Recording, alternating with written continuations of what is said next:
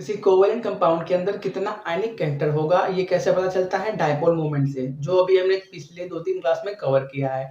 अब बात करते हैं किसी भी आयनिक कंपाउंड के अंदर कितना कोवैलेंट कैरेक्टर होगा इसके बारे में, ठीक है? जिसको हम पढ़ेंगे फजांस रूल के माध्यम से। तो फजांस ने कुछ इंपॉर्टेंट कंडीशन और रूल्स दिए और ये बोला कि अगर ऐसा-ऐसा होता है, तो देखो आयनिक कंपाउंड कैसे बनते हैं? आयनिक कंपाउंड आपके आयनिक बॉन्ड की वजह से बनते हैं।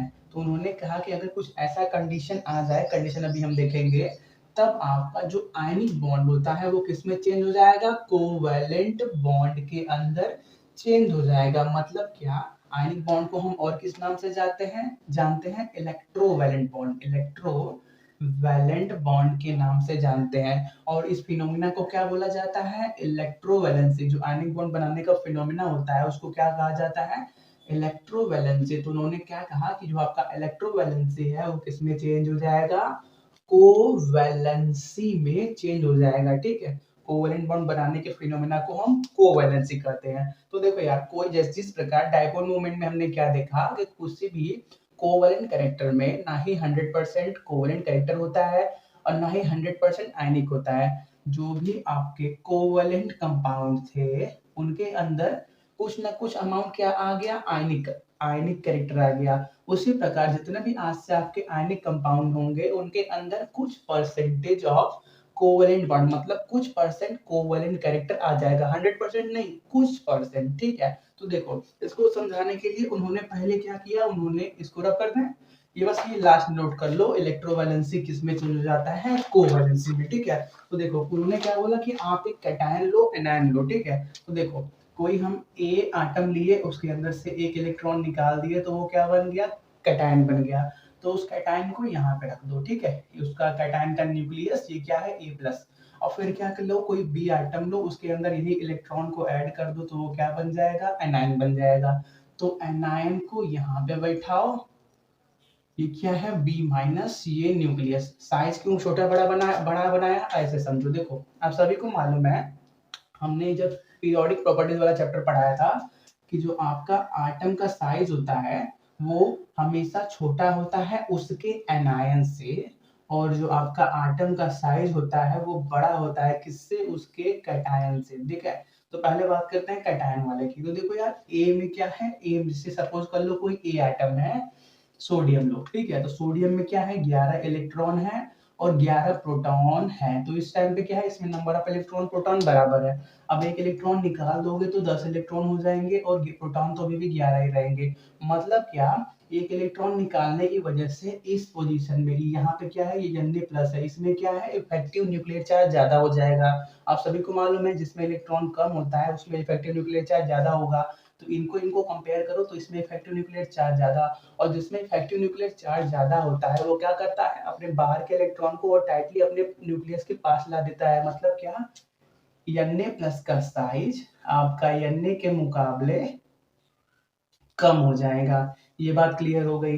अब बात करते हैं कैटायन के, सॉरी एनायन के बारे में। तो एनायन में सिंपल एग्जांपल लो, हाँ क्लोरीन का, ठीक है? तो क्लोरीन का एटॉमिक नंबर 17। अभी क्या है? इसमें 17 इलेक्ट्रॉन है और 17 प्रोटॉन है। अब इसमें एक इलेक्ट्रॉन ऐड कर दोगे तो Cl माइनस बनेगा, मतलब 18 इलेक्ट्रॉन और प्रोटॉन में भी 17 ही है, ठीक है? तो देखो यार, एक इलेक्ट्रॉन एक्स्ट्रा आ गया तो क्या होगा? उसको बैठाने के लिए अलग से जगह चाहिए, जगह चाहिए। तो क्या करोगे, जब ये आपका क्लोरीन का न्यूक्लियस, ये पहला सेल, ये दूसरा सेल, ये तीसरा सेल, पहले सेल में 2, दूसरे में 8, तीसरे में 7, पहले इतना था, 2 8 7 17 इलेक्ट्रॉन वाला। एक इलेक्ट्रॉन एक्स्ट्रा लाओगे वो कहाँ पे बैठेगा? यहाँ पे बैठेगा। 7 इलेक्ट्रॉन पहले से थे और क्लोरीन का साइज वैसे ही छोटा होता है, एक्स्ट्रा इलेक्ट्रॉन ऐड करोगे तो जो पहले के 7 इलेक्ट्रॉन थे उनके साथ और इस एक्स्ट्रा इलेक्ट्रॉन के साथ रिपल्सन स्टार्ट हो जाएगा। क्यों? क्योंकि इलेक्ट्रॉन पे क्या होता है? Negative charge. तो सेम चार्ज वाले साथ में आएंगे तो रिपल्सन स्टार्ट हो जाएगा।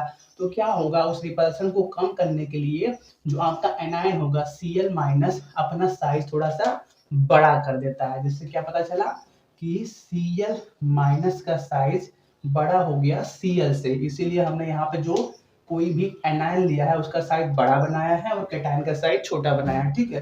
तो देखो अब हो गया क्या, पहले बात करते हैं इनके बीच अट्रैक्टिव फोर्सेस की। तो देखो अट्रैक्टिव फोर्सेस कौन कौन सी होंगी? पहले बात करते हैं ए के इलेक्ट्रॉन्स। सपोज कर लो ए के आउटर वेस्ट सेल में कुछ नंबर ऑफ इलेक्ट्रॉन्स है। देखो ये जरूरी नहीं है कि ये एक ही सेल वाला है, ठीक है। हमने सिर्फ जो आटम होता है उसके अंदर कई सारे सेल होते हैं और एक बाहर वाला सेल होता है, हमने सिर्फ ये बाहर वाले सेल को बनाया है, ठीक है। अंदर वाले सेल को हम डिनोट नहीं किए हैं, ठीक है। और उसमें सपोज कर लो यहाँ पे बाहर इलेक्ट्रॉन है और बी में भी बाहर बहुत सारे इलेक्ट्रॉन है, ठीक है। तो देखो होगा क्या, ए का साइज मतलब ए के कैटायन का साइज कम है तो उसमें इफेक्टिव न्यूक्लियर चार्ज ज्यादा है, तो वो क्या करेगा अपने इलेक्ट्रॉन्स को तो पकड़े रहेगा, लेकिन साथ ही साथ इनके इलेक्ट्रॉन को भी देख के क्या करेगा, पकड़ने का ट्राई करेगा, मतलब अट्रैक्ट करने का ट्राई करेगा, क्योंकि इसका इफेक्ट इसके न्यूक्लियस का इफेक्टिव न्यूक्लियर चार्ज ज्यादा है। और यहाँ पे देखो इसका न्यूक्लियस यहाँ पे है और आउटर मोस्ट सेल यहाँ पे है। इसके डिस्टेंस की बात करें, न्यूक्लियस और आउटर मोस्ट सेल और इसके डिस्टेंस की बात करें तो ये वाला डिस्टेंस ज्यादा है। और आपको मालूम है जहां पे भी डिस्टेंस ज्यादा होता है वहां पे इफेक्टिव न्यूक्लियर चार्ज कम होने लगता है। मतलब क्या, ये इन इलेक्ट्रॉन्स को बाहर वाले इलेक्ट्रॉन को उतना टाइटली पकड़ नहीं पाएगा, तो क्या होगा, ये ए इनके इलेक्ट्रॉन को हल्का सा अपनी तरफ खींचना स्टार्ट कर देगा, ठीक है। तो पहले सिर्फ ऐसा था, इनको हम क्या बोलते हैं, आयनिक आयंस बोलते हैं, इनको कैटायन बोलते हैं, इनको आयंस, इसको एनायंस बोलते हैं। तो ये थे पहले आयंस। फिर क्या हुआ, इसने इलेक्ट्रॉन को खींचना स्टार्ट किया तो अपना शेप कुछ ऐसा कर दिया, बड़ा बन गया ना।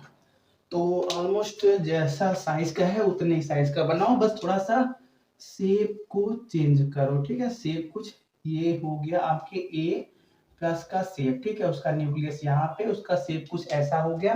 अभी बनाने दो फिर बताते हैं। और बी का आपके शेप कुछ ऐसा हो गया, उसका न्यूक्लियस यहाँ पे देखो, ये पहले इलेक्ट्रॉन यहाँ पे था तो ये करेगा क्या, अपना फील्ड को बढ़ाएगा। देखो यार आप सभी को मालूम है न्यूक्लियस अपना जो फील्ड होता है, अपने पावर वाला जो फील्ड होता है उसको बढ़ाएगा और इन इलेक्ट्रॉन को खींच के यहाँ पे ला देगा और इलेक्ट्रॉन को यहाँ पे ला देगा। ये वाला इलेक्ट्रॉन यहाँ पे आ गया तो ये न्यूक्लियस क्या करेगा, ये न्यूक्लियस भी इसको हल्का सा पकड़ने का कोशिश करेगा, जिससे क्या होगा, उसका आउटर मोस्ट शेल हल्का सा टिल्ड हो जाएगा, ठीक है। तो देखो ये हो गया, ये हो गया बी माइनस। तो देखो यार इनको हम क्या बोलते हैं, इनको हम बोलते हैं, ये हो गया हल्का सा पोलराइज्ड हो गया, इनको हम बोलते हैं पोलराइज्ड आयंस बोलते हैं, ठीक है। अभी पोलराइज्ड का मतलब देखते हैं।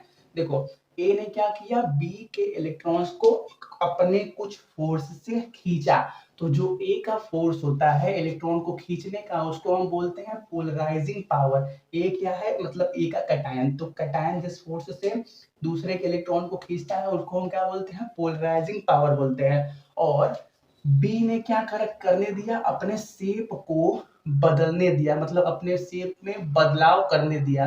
तो बी क्या है, मतलब एनायन, एनायन के शेप में जो बदलाव होता है उसको हम बोलते हैं पोलराइजिबिलिटी, ठीक है। बी के शेप में जो बदलाव हुआ उसको क्या बोला, पोलराइजिबिलिटी बोला।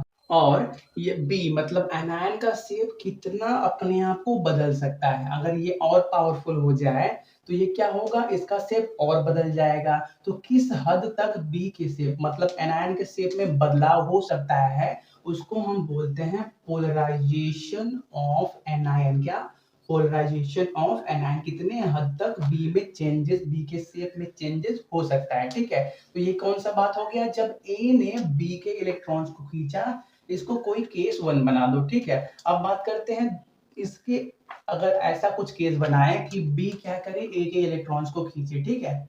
तो शेप जो ओरिजिनल था वैसा ही कर दो, इलेक्ट्रॉन आपका यहाँ पे और ये हटा दो और ये ए प्लस ये बी माइनस, ठीक है। अब देखो वही बी केस बनाते हैं। देखो जिस प्रकार ए ने क्या किया, बी के इलेक्ट्रॉन्स को खींचा अपने इफेक्टिव न्यूक्लियर चार्ज ज्यादा होने की वजह से, उसी प्रकार बी में भी तो इफेक्टिव न्यूक्लियर चार्ज मतलब जो एनायन है बी माइनस उसमें भी तो इफेक्टिव न्यूक्लियर चार्ज होगा, कम होगा वो अलग बात है लेकिन होगा। तो क्या करेगा, बी भी इनके इलेक्ट्रॉन्स को खींचने का ट्राई करेगा लेकिन उतने अच्छे से नहीं खींच पाएगा। क्यों, इसके दो रीजन है। पहला रीजन ये होगा, ये जो एनायन है इसका साइज बड़ा है, एनायन का साइज बड़ा है, तो जिससे क्या होगा, ये अपने इलेक्ट्रॉन्स को, ये जो वैलेंस इलेक्ट्रॉन है इनको ही मुश्किल से पकड़ा है, तो ये इसके इलेक्ट्रॉन को खींचने का ट्राई भी नहीं करेगा और करेगा भी तो एकदम मिनिमम, एकदम माइन्यूट करेगा, ठीक है। और दूसरा रीजन है, जो आपका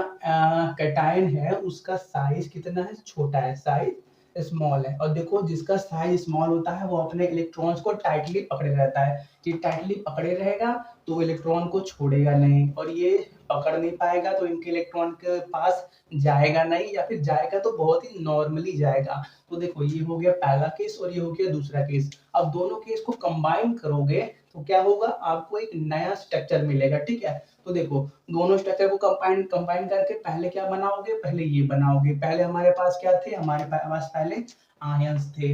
आयंस के बाद क्या हुआ, हमने इसकी वजह से इसके ऊपर क्या देखा कि ये इनके इलेक्ट्रॉन्स को किस तरह से खींच पा रहा है, जिससे क्या हुआ, हमको पोलराइज्ड आयन मिले। फिर क्या होगा, हम देखेंगे कि बी जो हल्का सा माइन्यूट इनके इलेक्ट्रॉन को खींचने का कोशिश कर रहा है, उसकी वजह से शेप में क्या कन्वर्ट होता है।